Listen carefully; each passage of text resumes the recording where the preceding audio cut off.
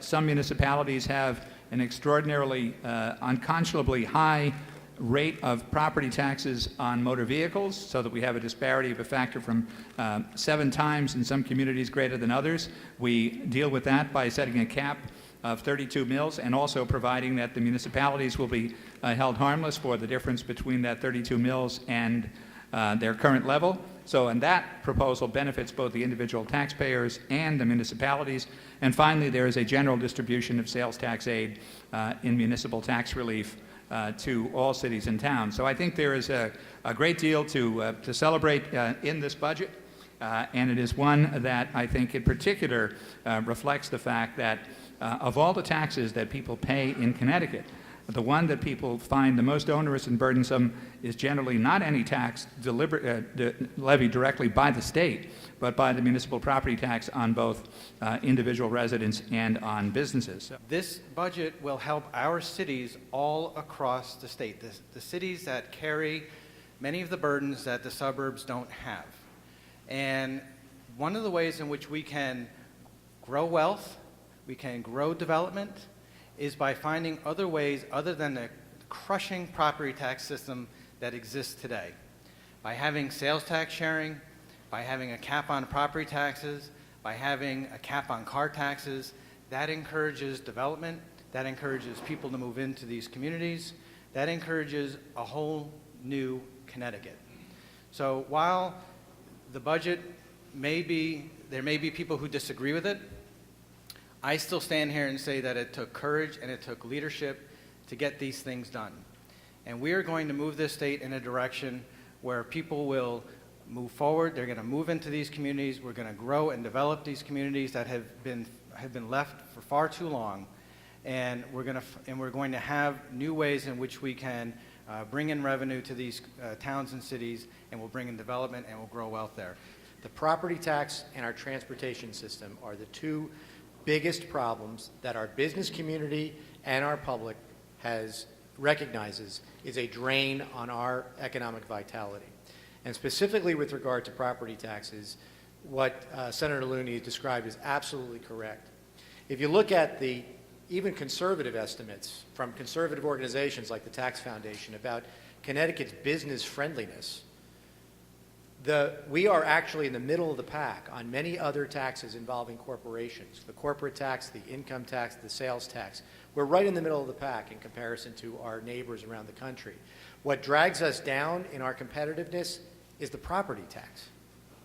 And that is not only affected by our small businesses, our large businesses, but particularly those working families, our elderly, and others in the state who struggle to pay those property taxes year in and year out.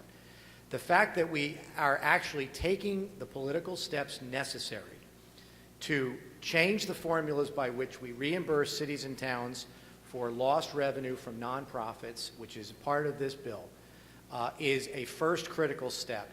And to finally deal with something that we've been trying to work with and work on for since I've been here, the car tax, which is the single most heinous tax that we impose on residents of our state because of its fundamental unfairness, the notion that you pay a different tax in one town for the exact same make, model, year vehicle than you do in another town simply because of those mill rates.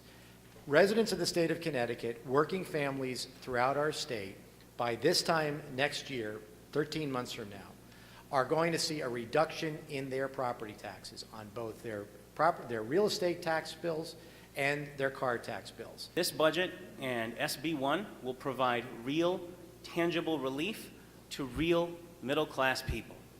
And that's tremendously important because the regressivity of the current property tax system, which goes back decades, is outdated for our current needs.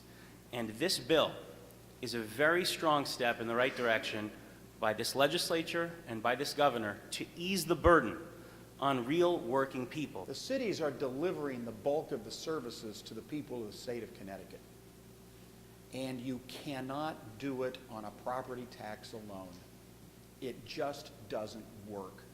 And that's obvious when you look at the varying mill rates and the struggles, particularly in the urban cities, to deal with their challenges. This is not assistance. This is the better way to get the job done. East Hartford is a ring suburb. We are challenged with all the usual things that go along with being a host city to minimal income and low housing stock values. And this bill addresses several of the issues that are ongoing in our community. From that of not receiving 100% of or increasing in pilot on a regular basis, this bill covers that. This bill addresses the offset to make us whole, to keep us whole in the town of East Hartford without impacting our budgets. And this gives immediate and real tax relief to the residents of my community. Fairness for the first time to those who pay unfair taxes on their car. You know, and people rely on those cars to get to work in many cases, and we're disincenting work, and we're making it more difficult for cities to grow and prosper. The need to diversify our local tax base is very important to our municipalities so that we have other sources of revenue other than the real estate tax. Given the limits that we have encountered over the years with our grant list, relying on the car tax has really created a burden to our residents. We are the highest in the state at 74.29 mils per thousand. We also have one of the most challenged communities income-wise. So a combination of limited resources and very high taxes when it comes to the real estate and the car tax definitely create a situation for our residents. And we need to make sure that in these final days and weeks of these negotiations over our state budget, that the voices that are heard from are not just the voices of the wealthiest in our state, but that all the voices of all the people in our state who work hard every day are heard from and are valued just the same, because they matter equally and they deserve this tax relief. Cities and towns can only levy property taxes, and that's likely just as well. For example, just imagine 169 towns with different sales taxes. With that state-imposed prohibition on other revenue options and rising costs at every turn, it is appropriate for cities and towns to seek assistance from the state. The second reason the state must help Connecticut cities is the direct result of the property tax exemptions it allows.